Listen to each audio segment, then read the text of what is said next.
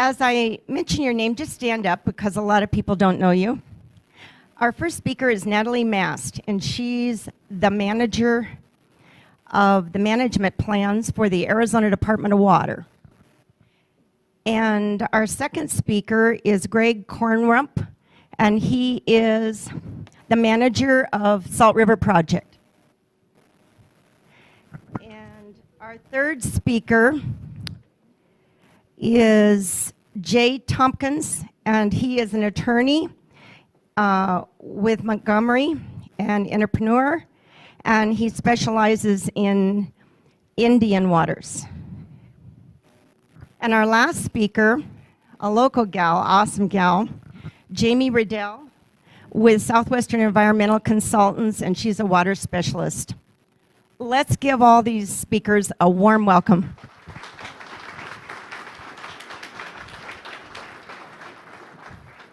The next thing I'd like to talk about is how we have an event like this. I must say it takes a lot of people to do a lot of things.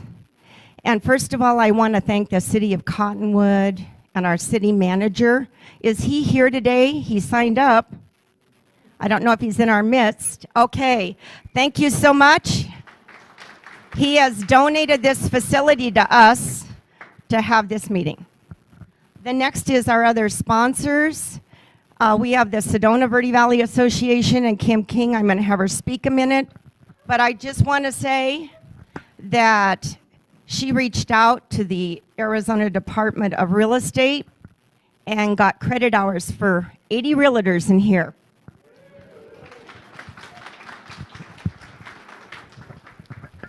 We have lawyer's title, Michelle Murray.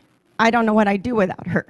She helped me market all over the Sedona Verde Valley, and she helps the speakers. She's amazing up in front here. And I'm going to have her introduce the rest of the staff in a minute with lawyer's title. And then we have the Farm Bureau. I'm going to have her just say a word. Nothing like being put on the spot. My name is John Randall Murdoch. I'm with Farm Bureau Insurance here in the Verde Valley. My sister, Mary Lynn, is helping in the office, and any insurance needs you have or questions, please reach out to us. And they do a lot of insurance with ranches and properties that are on the water here in the Sedona Verde Valley.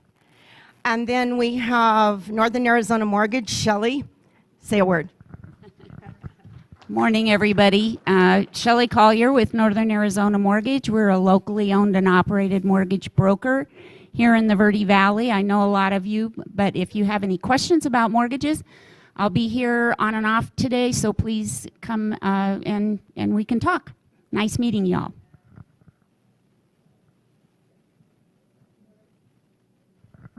And then we had another company that does water, and they're a conservationist, and they're in the back.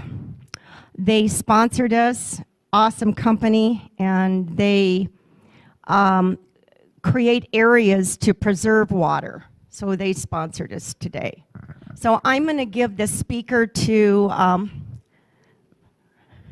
Betsy with lawyer's title, and they're the main company that helped us put all this together. They worked most of the day yesterday and are just awesome, and she'll introduce the rest of her staff. Hi, I'm Betsy with lawyer's title. I'm the branch manager, Northern Arizona Escrow Administrator.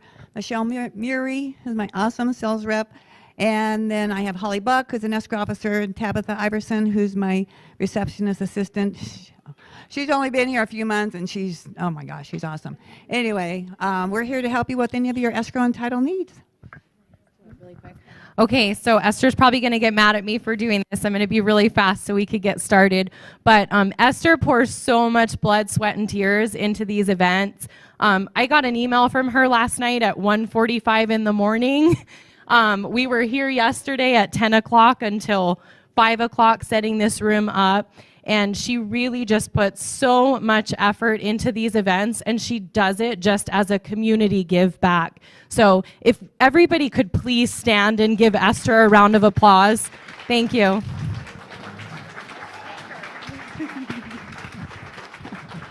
Thank you, thank you. And last, I'm going to give this to Kim. Come up here a second, Kim. I just want to say she's not going to say this. But when I feel really excited about information that I think needs to go out, I go into Kim and I say, Kim, let's help sponsor this. She says, now what do you have? And then I say, well, we want to get educational hours. Well, the school reaches out, and I want her to explain a little bit how that happens and what they do to help put on this event. In order to get, God, I hate microphones. I'll try to talk really soft, okay? In order to get CE hours for this, you have to be here for the entire event. As you know, you had to sign in. And we do know that this is going to run a little bit over, so please stay for the entire presentation. It is being filmed, and then we will go ahead and get that out to you as well. Wow, there was something that was just really important just a moment ago. Went into the... if you are a realtor getting CE hours, we do ask that you do sit up towards the front because we need to kind of monitor you and make sure you're not leaving class or doing those bad things that you know you're not supposed to do.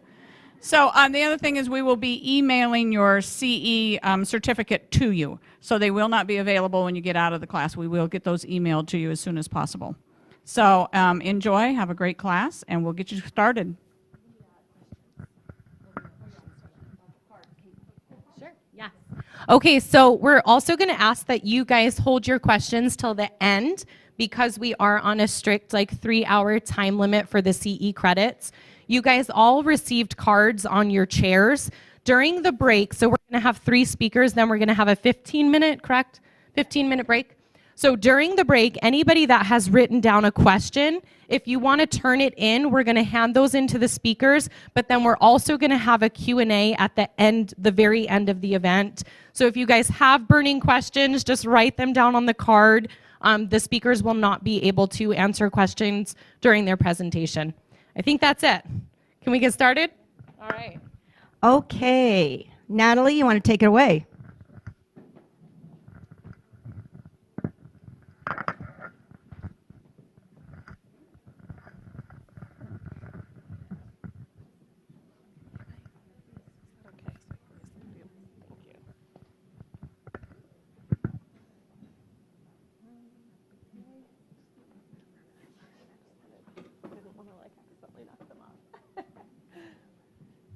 All right. Good morning. Thank you for being here today. Thank you for having me. My name is Natalie Mast. I am the program manager for the management plans at the Arizona Department of Water Resources. And I'm filling in here for our director, Tom Bushatsky, today. Ooh, what am I pointing at? No, maybe it's not working. Is it on? Uh-oh.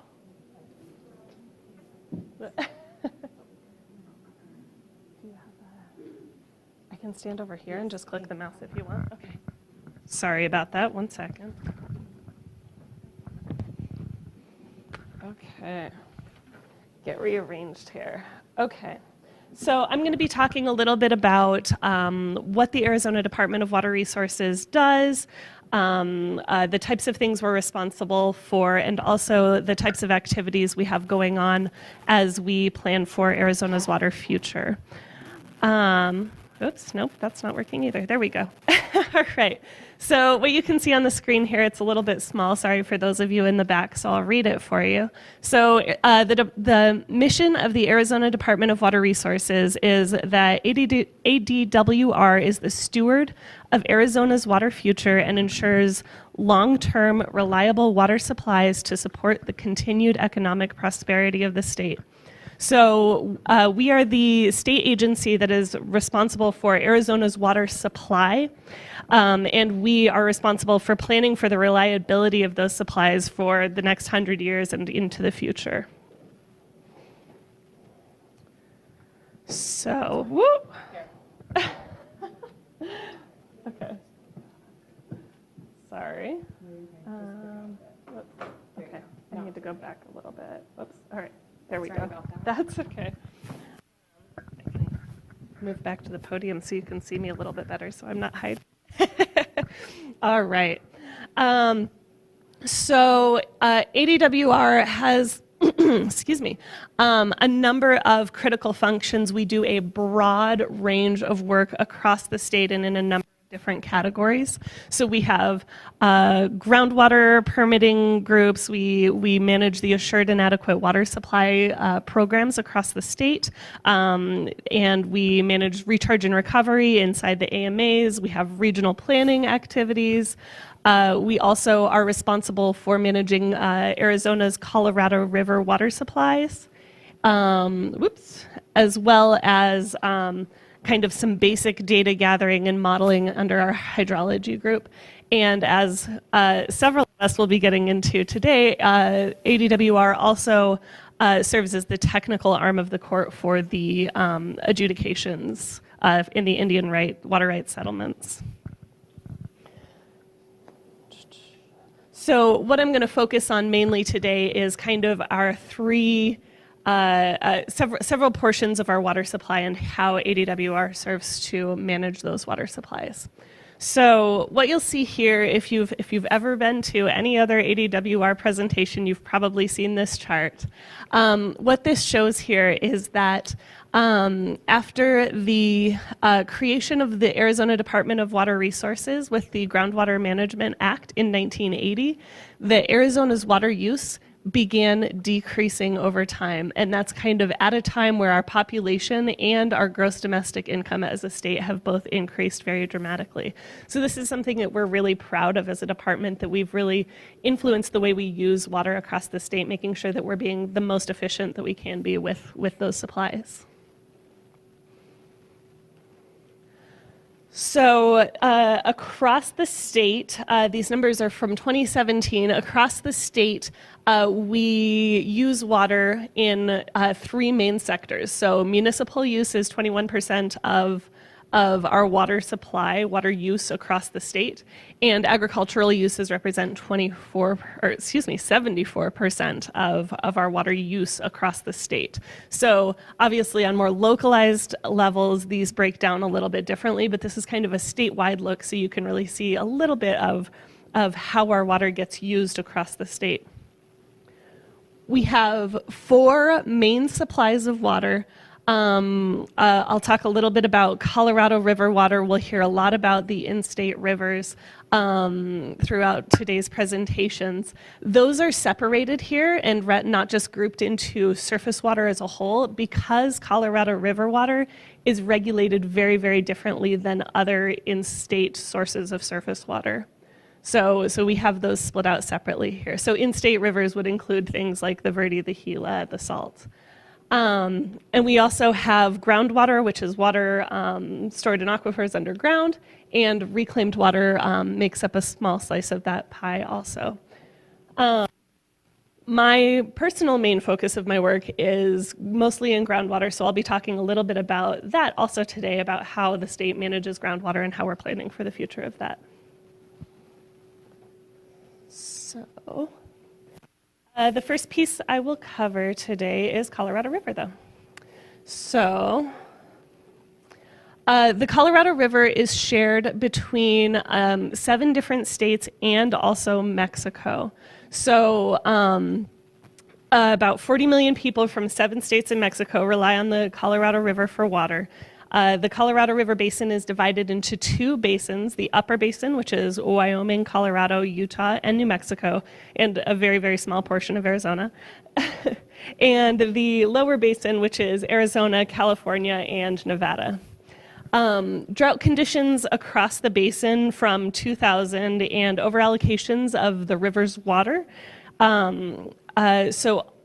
caused all states, Mexico, and the Bureau of Reclamation together to come up with the concept of drought contingency plan to find solutions that'll improve the health of the Colorado River system. So over the past number of years, many of the water users across the basin and many different stakeholders in Arizona have been working hard to conserve water in Lake Mead and prevent reductions to Arizona's share of the Colorado River water. So earlier this year, the drought contingency plan was passed. And this is something the department is really proud of. This is a really significant piece of water legislation, and was really a significant collaborative, hard-fought thing that was finally able to be passed. So the Lower Basin Drought Contingency Plan was created to address the increased risks of reservoirs like Lake Mead falling below critical elevations. So due to that 20-year drought that I mentioned earlier, those risks have drastically increased since the creation of the 2007 interim guidelines, which have kind of governed how those that reservoir system and deliveries are managed since then. So this plan, the Drought Contingency Plan, was created to take additional actions to reduce the probabilities of shortage on the Colorado River in future years.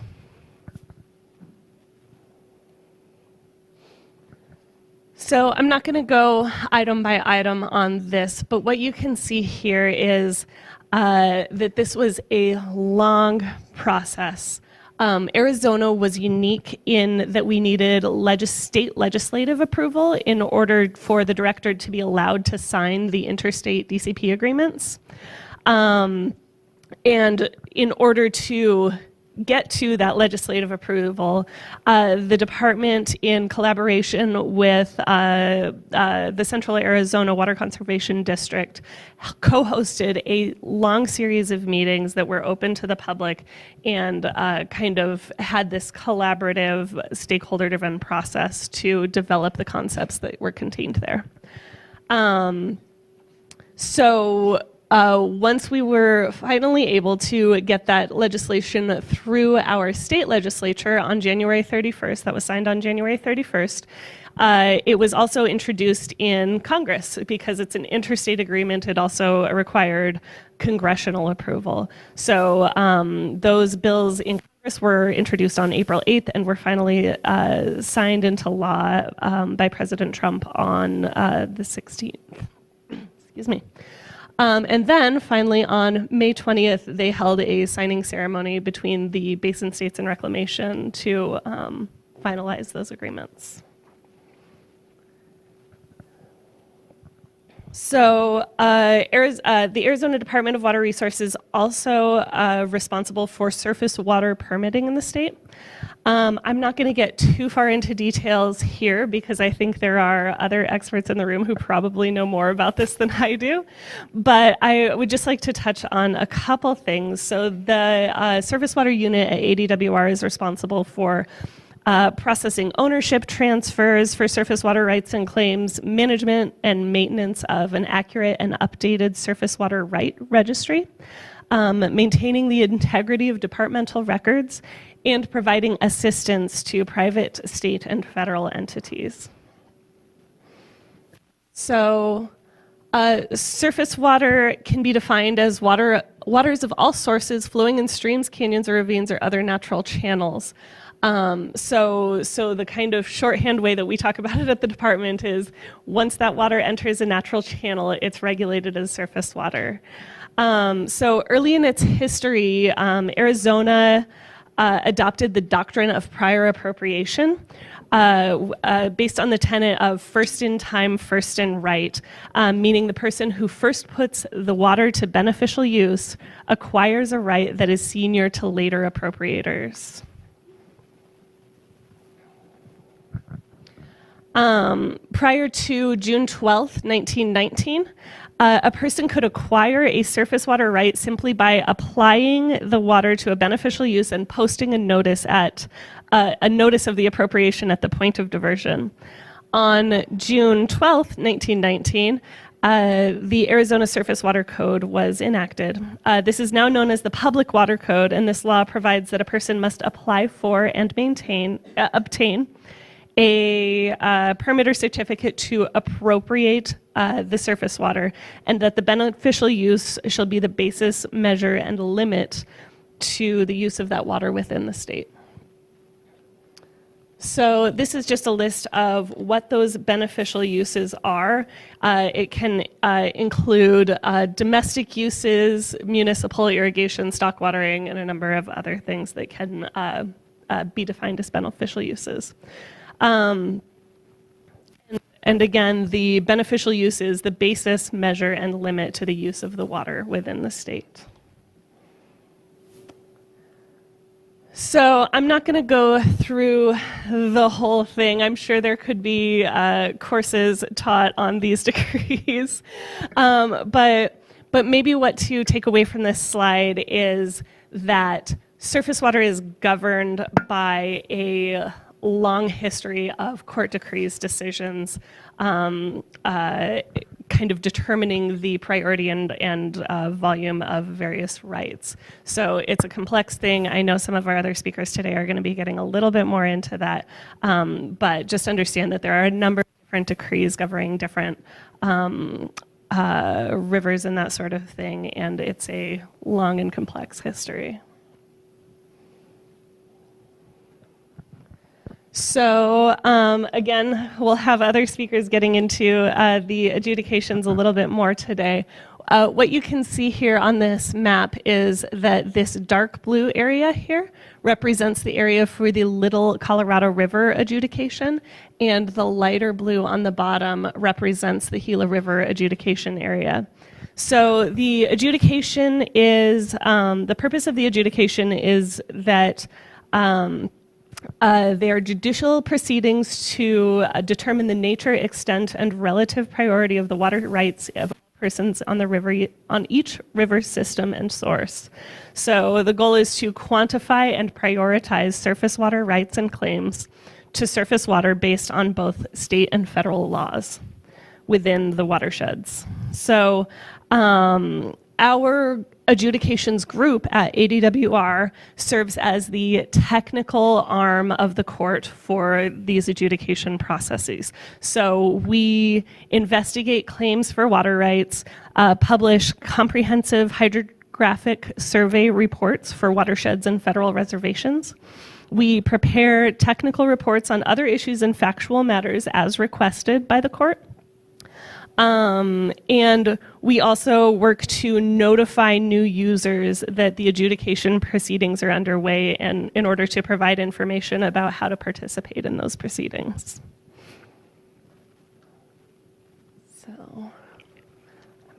So this is just an overview of the Gila River adjudication. I'm actually going to skip over this one.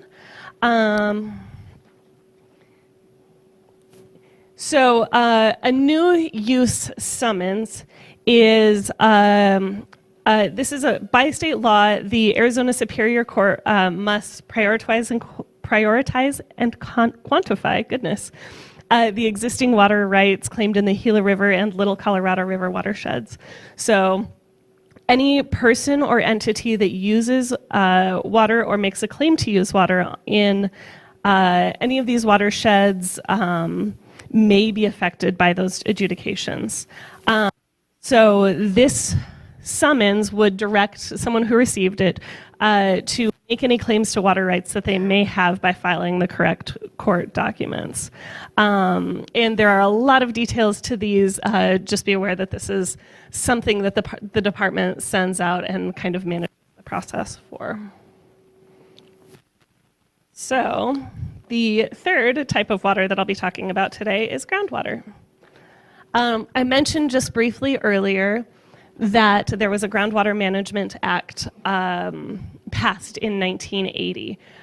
This was really a landmark visionary thing for the state of Arizona, and was created in response to a number of things, but largely to control and to curb impacts of severe groundwater overdraft in certain parts of the state. So this put in place a number of statutory regulatory structures which created the Department of Water Resources and allow us to manage groundwater in different ways throughout the state. Whoops. So what you can see here is that Groundwater Management Act put into place a tiered regulatory structure. So there are certain requirements that apply statewide. So here in Cottonwood, we are not in an active management area or an irrigation non-expansion area. So these are the requirements that apply here in Cottonwood. Registration of all wells, adequate water supply, documentation for community water systems. Inside an irrigation non-expansion area, an INA, there are additional requirements that apply. So as the name kind of implies, you can't start irrigating new acres in those areas, and there are monitoring and reporting requirements in those areas. And then inside the AMAs, this is our highest level of groundwater regulation in this state. The AMAs are active management areas. And in the AMAs, there is assured water supply, and as well as withdrawal fees, mandatory reporting, management plans, conservation programs for your largest water use sectors. And I'll get into that a little bit further. So I mentioned here in Cottonwood, we are not in an active management area, but very nearby in Prescott, the Prescott area is in an active management area. So you can really see that here. So the Prescott AMA is, so we have the Prescott AMA, the Phoenix AMA, Pinal, Tucson, and Santa Cruz. And then we also have 3 INAs, Joseph City in Navajo County, the Douglas INA in southeastern Arizona, and the Harquahela INA next to the Phoenix AMA. So we could kind of compare and contrast where we are with the Prescott AMA, where there are kind of minimal regulatory structures in place with regards to groundwater in this area. The Prescott AMA has a management plan, has conservation programs for its largest water users, and has management goals that it's supposed to be working toward. So this is what the statute looks like for those management plans. So the statute for the management plans indicates that ADWR should publish a management plan for each active management area for each of 5 management periods. Whoops, I keep accidentally pushing buttons. Sorry about that. There we go. So these plans are to include those conservation programs that I just mentioned. They include mandatory conservation programs designed to achieve reductions in the withdrawals of groundwater. So I mentioned 5 management periods. The statute's also lined out when those management periods should be. The 4th management period, fourth management period was intended to be from 2010 to 2020 by the statutes. The department is quite a bit behind on those 4th management plans, so we are currently working to finalize and adopt the 4th management plans for the Phoenix, Pinal, and Santa Cruz active management areas. And at the same time, we are working to develop the 5th management plans, which were intended to be in effect from 2020 to 2025. Each management plan does remain in effect until a subsequent plan comes in and takes its place, though. So in those areas that do not yet have an adopted 4th management plan, their 3rd management plan is still in effect. So for 4 out of our 5 AMAs, including Prescott, they have a management goal called safe yield. So safe yield is a groundwater management goal that attempts to achieve some kind of a long-term balance between groundwater withdrawals and the amount that's going back into the aquifer, a recharge of various forms. So when we talk about the management plans for those 4 AMAs, when we talk about the conservation programs that go into the management plans, this is kind of our driving force. This is what we're working toward. So we always design those programs with an eye toward this goal.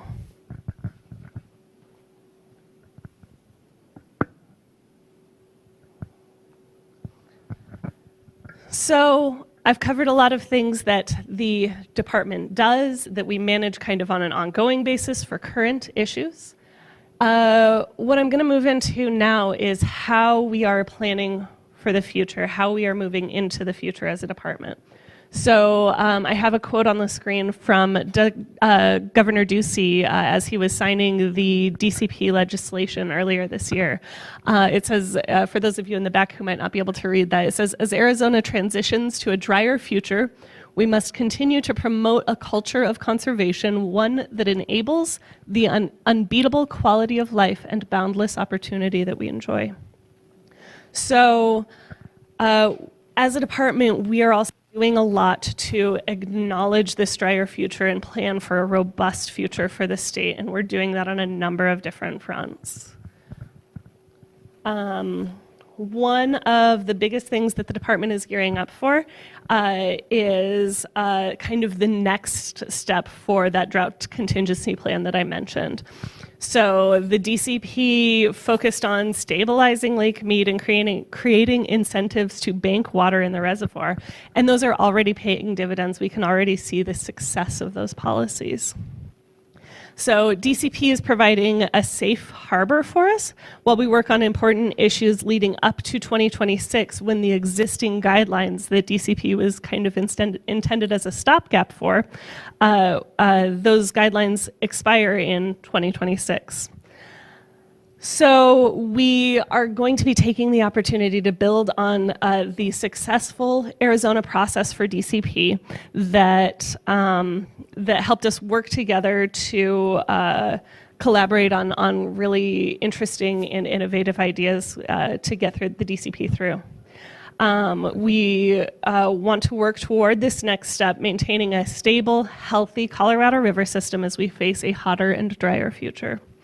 So the term used for the upcoming negotiations on the system's new guidelines is reconsultation of the Colorado River interim guidelines for lower basin shortages and the coordinated operations for Lake Powell and Lake Mead. So it's a mouthful, but the idea is that we are renegotiating those guidelines throughout the basin. So to that end, to prepare for that reconsultation, we are embarking on a listening and data collecting effort to gather stakeholders' thoughts and develop a shared vision with the same collaborative spirit as DCP as we plan for Arizona's Colorado River supply. So this will ensure that Arizona is a strong voice among the Colorado River Basin states and the federal government as we hammer out the next set of agreements for the management of the Colorado River Basin beyond 2026. In addition to that, focusing on the active management areas and the management plans that I mentioned, ADWR has also formed a management plans work group.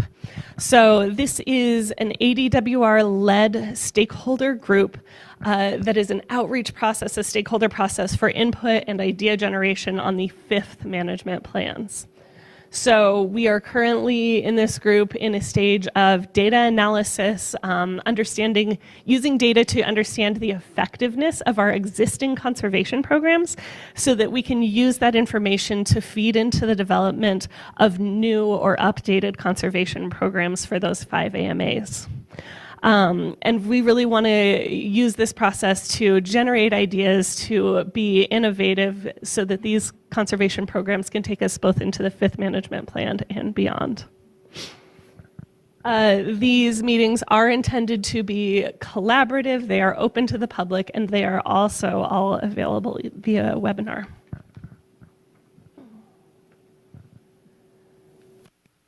One last part of this that ADWR is currently working on for planning for the future water supplies of the state is through the Governor's Water Augmentation, Innovation, and Conservation Council. And this particular council does have more of a statewide focus.